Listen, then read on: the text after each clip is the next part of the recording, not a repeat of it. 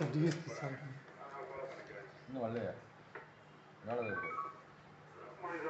இன்னைக்கு வருவாரா? ஞாயிற்றுக்கிழமை வர சான்ஸ் கம்மி தான் சார். அங்கே தேனி ஸ்டேஷனில் ஒரு எஃப்ஐஆர் போட சொல்லி அனுப்பிச்சிருந்தாரு. அங்கே போனால் எஃப்ஐஆர் போட மாட்டாரு. அது ஐயா பாருங்க. நீங்கள் ஃபோன் அடிச்சுக்கோங்க ஐயாட்ட.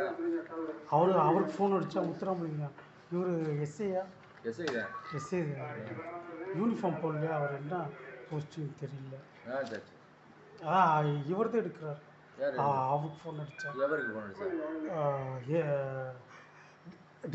டிஎஸ்பி சார் அவருக்கு அடித்தோன்னா முத்துராமலிங்கம் சொல்கிறாரா?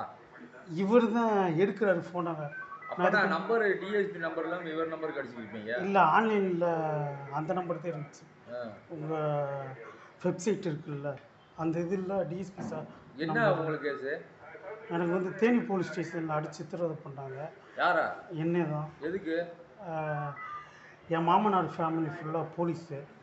அவங்க அக்கா ஆயுதப்படையில் இருக்காங்க, அவங்க போலீஸு. என் மாமனார் கீ வீட்டில் குடியிருக்காரு சுந்தரம். அவர் வந்து எஸ்பி ஆஃபீஸில் வேலை பார்க்குறாருல, டிஸ்ட்ரிக்ட் குற்றப்பிரிவில் கீழே. பேர் சுந்தரம்.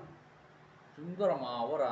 அவர் இந்த மீனாட்சி சுந்தரம் இருக்கார்ல, அவர். இவங்க எல்லாம் எஸ்பி ஆஃபீஸ் கீழே தான் வேலை பார்க்குறாங்க.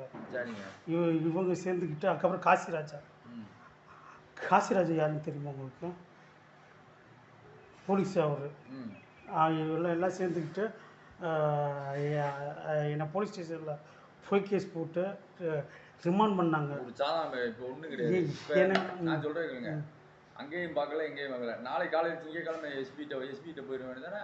திருப்பி ஆமாம், திருப்பி சார் நாங்கள் கொடுத்தேன் இப்போ எங்கே தேனியில் எஸ்பி சார் நான் ஆல்ரெடி பெட்டிஷன் கொடுத்து இன்னொரு ஆட்டை போய் பாருங்க. இப்படியே 2 வருஷமாக அலைஞ்சிக்கிட்டு இருக்கேன் சார். நான் சொல்கிறேன் கேளுங்க, 2 வருஷமாக இப்படியே அலைஞ்சி அவங்க எடுக்க மாட்டாங்க. எஸ்பிகிட்ட போட்டு டேரெக்டாக கேளுங்க, இன்னொரு ஆட்டை கேளுங்க. இதெல்லாம் எனக்கு போகத்தானே கிடைக்கும். எஸ்பி சார் அனுப்பிச்சு விட்றாரு, டிஎஸ்பி சாருக்கு அனுப்பிச்சு விட்டாரு. டிஎஸ்பி சார் திரும்ப அங்கே அனுப்பிச்சு விட்றாரு. குற்றம் பண்ணவங்களே அவங்க தான், அவங்கள போய் எஃப்ஐஆர் போட்டு. எஸ்பி சார்ட்ட யார் வேணாலும் மெடிசன் கொடுக்கலாம். ஆனால் சம்பவம் என்ன நடந்துச்சு அப்படின்னு அலான்ஸ் பண்ணி தான் எஃப்ஐஆர் போட முடியும். அதுக்காக நீங்கள் கொடுத்த பெட்டிஷன் டப்புன்னு எஃப்ஐஆர் நான் 13-14 கொடுத்துட்டேன். சிசிடிவி கேமரா ஃபுட்டேஜ்லாம் வச்சுருக்கேன், எல்லா எவிடன்ஸுமே வந்து கேளுங்க. நீங்கள் வந்து நேற்று சாயங்காலம் வந்திருக்கீங்க டிஎஸ்பி இருக்கும்போது? சார் நேற்று சாயங்காலம் வரல, என்னால் வர முடியல.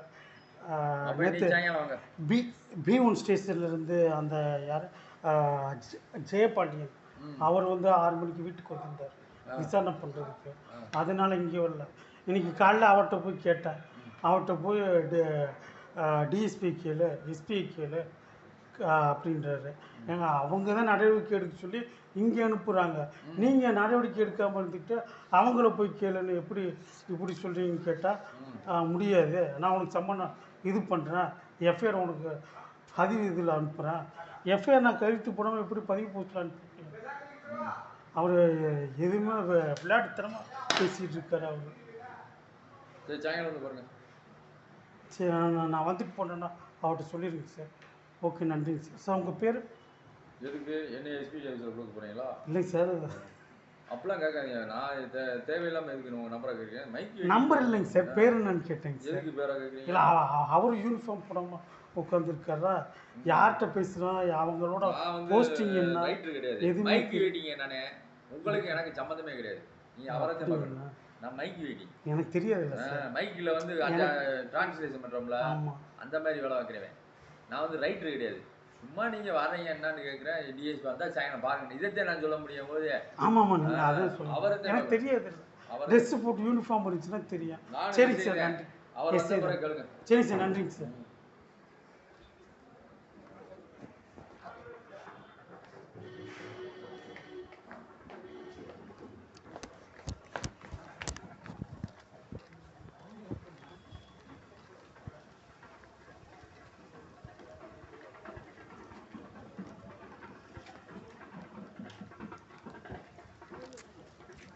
Thank you.